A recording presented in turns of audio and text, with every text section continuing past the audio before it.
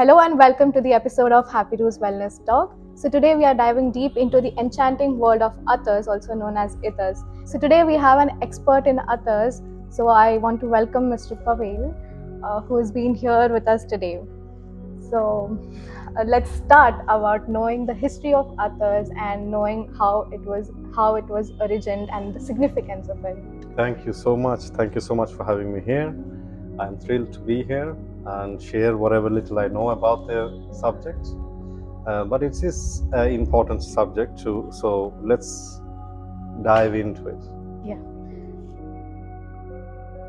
If we start with Attars, I think we should start with perfumes. Yeah. And perfumes is an ancient tradition. You have the Egyptian school, which is thousands of years old. You obviously have the Persian schools of perfumery, and we have the Indian perfumery and attar blends that we have been very proud over for many centuries.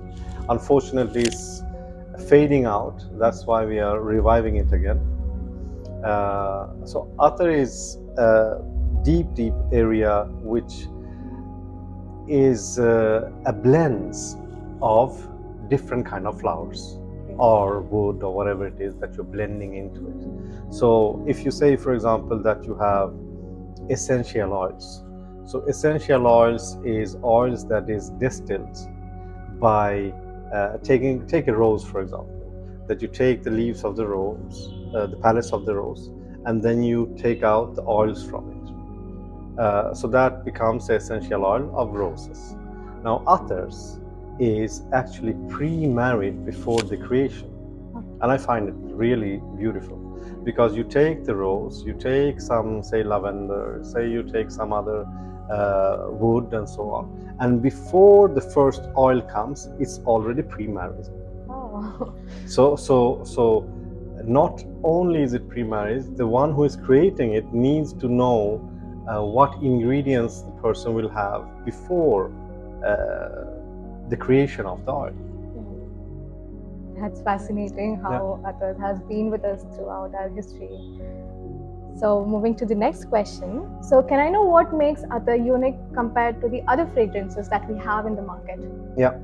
So first of all, if I go back a little bit, that pure oils, and I think in this day of age is crucial. Most of the people around is either worried, stressed out, kind of getting some kind of a depression of some kind. Yes. All right, and these oils have different kind of properties. It's used in Chinese medicine, it's used in Ayurvedic medicine, it's used in all the traditions that you can see. But which ones are used? The pure ones. The pure ones of the highest grade. Now today in the consumption world, things needs to be moving fast and cheap and so on. So which makes the quality go down, or even that you have synthetic material that is smelling something. Yeah. But if you go deep into the science of perfumes, it is used for both mental ailments and physical ailments. Okay? So a person who is a bit introvert, not seeing life for what it is, might want to use some other which is opening the heart and making you more conscious about what's going on around you. And yeah, some people might say it's a humbug kind of a thing, but if you really think about it, that into your inner self there is 5 senses that's going in: the touch, feel, smell, hearing, and so on. And one of them is obviously the smell. So not only is it activating parts of your brain, but also when it goes into your bloodstream, kind of, it alters your hormones as well. But these oils were not only used to smell good, they're also protectors of different things. Protectors in the sense where you have different kind of energies around. we don't need to make it so advanced, but you have people who have different kind of energies, and different oils were used for different energies to either take them to you, angelic, if you would like to say, energies to come close to you, and if you say like darker energies, to stay away from you. So that's the importance what the queens and priests and all used to give to these kind of oils. It's not like just to smell good and that you're going around and everyone is. It's not only about it. It's part of it, but there is much deeper meanings into these oils. Wow, that was incredible. I didn't know Attars were so versatile apart from just smell. So thank you for letting me know about it. So now that I know its origin, I know its significance, I know how it is not just related to smell but the other senses, and it is connected with the hormones also. Can I know how it is used in the modern today? How Attars are still significant in the modern today? Yes, and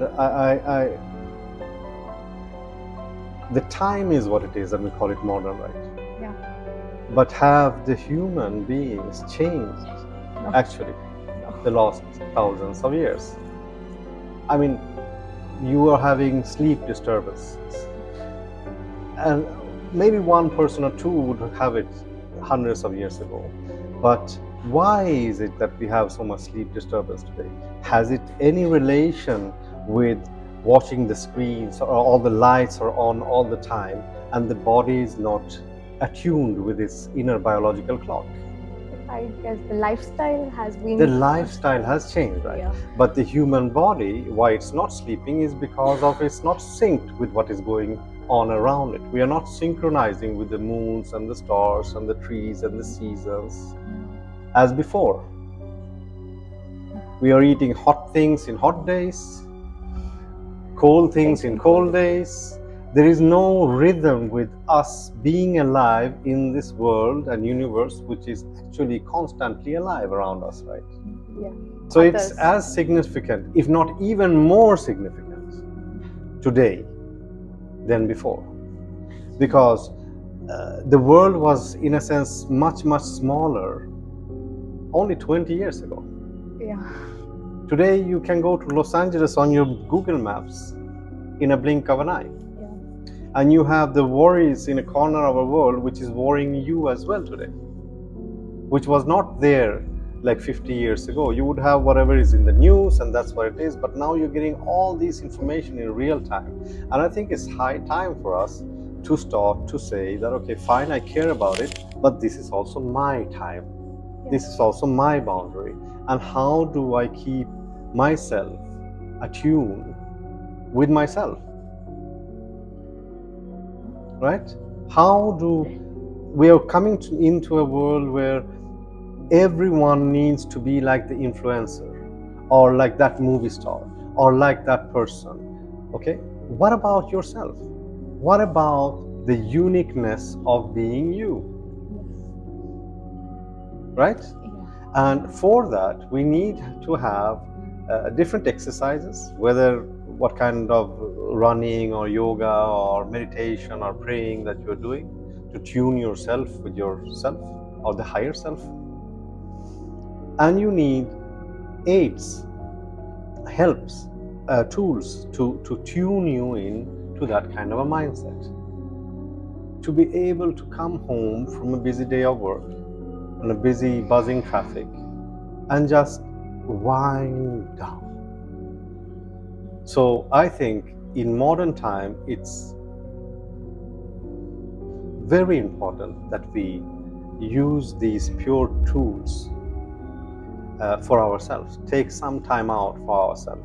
And since we are so distracted, I think it's more of an importance to find the purest things and take the luxury for ourselves, to tune in and listen that how was the day actually, how is it now, Am I fine? Is my body telling me something else? And my mind telling me something else? Is my inner calling telling me something else? Or is it all aligned? So, youths nowadays, especially, are too much disturbed. That we notice. So it is very important. I understood it is very important, especially at this generation, this lifestyle around us, to use something that is really pure, to know about us individually, than into running into a race that everyone else is running. So Yes, and it's not only the youth. yes, It's yeah, everyone. yeah. It's my grandfather, it's my children, it's everyone. Yeah. So now let's talk about the purity. So can I know why it is so important to choose pure Attars over any other synthetic perfumes that we get around us? Yeah, why is it so important to eat home cooked, homegrown vegetables and not eat, fast food all the time? Yes. Right? It's the same question, approximate. That the healthier you eat, there is layers on us. According to the the yogic tradition, we have different layers upon us. One of the layers, or the outer layer, is called Annamaya Kosha. Okay, it's basically you become what you eat. Okay, so if you feed it with sattvic food or pure food, which is kosher, halal, whatever you want to call it, in its pure meaning, that even if you're having a chicken, the chicken is taken care of from the birth until it's on your plate. That it also has its rights. And are we treating it as another living being? Better to be vegetarian completely, I fully agree. But if you are vegetarian, is the tomato, ripe in the sun in a proper way, handled without any chemicals, so on and so forth, right? And that's one thing that you're putting into yourself. And these pure oils you're also applying on yourself, and it's getting into you. Okay, so if it is synthetic, obviously it will harm you. It will alternate your hormones, it will make you have a headache, or it will, but if it is pure, and if the right oils are used for the right person, it will evolve you. I actually thought using synthetic perfumes is just going to give me rashes to my skin. I didn't know it is going to affect me internally as well, with imbalancing my hormones. I mean, I have a son who has, this eczema, and it does not get better because you use perfumed, detergents. Yeah. So he's using perfume-free, right? Why is he doing that? If the perfume would be so pure, then I don't think he would have any problems, because I am blending pure oils for him, which he has no problems with. So no, obviously there is maybe in moderation. It doesn't matter. Different people are different. Some people might tolerate it much more, but obviously, if you can, it's always better to eat home cooked healthy food, and also to use pure oils. Yes, definitely. Yeah. So very important question now is how someone can identify which is pure Attar. So it comes with practice. So there is labels, but nowadays all labels are very easy to get. So 100% natural oils is what we are looking for. I would also look for organic if I could find. And then you go with your gut feeling. Okay, you go with your gut feeling. You take time to buy oil. You apply it on yourself, and you inhale it deeply, and see how your body reacts. Is it that you're getting headache from it? Then maybe stay away, whether it is pure or not. But if it's giving you that kind of a, ease, euphoric kind of a feeling, then go for it. And read about it before buying it. or buy it from a place where you know that they are dealing with pure things, so they have done the job for you. Okay, so mostly we need to understand our gut feeling and then try it out before using Yes. it properly. And go with the labels or go with the brands who is cautious about it. Yeah. So having the right knowledge about Yeah. Or give it over to, like, say for example, a brand like HappyRuH Yeah. would always source the purest oils. Okay, fine. Then you know. Yeah. And if we don't have it, someone else who we trust will have it. So before we wrap up, can you tell us a little bit about HappyRuH's other collections? Yeah, obviously. So all of the Attars that we have is natural and pure. We have different kind of price tags on it. The price tags represents supply and demand of it. So you have oils that we have oils which is like agarwood, like oud, which is generally very expensive to get. Pure rose is expensive to get. Sandal oils, which is also then pure. We are sitting in Bangalore. We are getting it from here, but then you have like flowery, which is not that expensive at all, but it's beautiful. And it's all about your own liking. I'm not saying that look at the price tag, look at what you like. But for us, it's very important that it's pure. We are going sustainable as much as we can, to make sure that the vendors that we are sourcing it from, that they are planting a new tree, or that they are having that the whole supply chain. We are not there yet, but that's the vision. Okay, thank you so much to let us know about the HappyRuH collection. Thank you. So thank you so much again to be here with us and enlighten us about it. We learned a lot about Attars.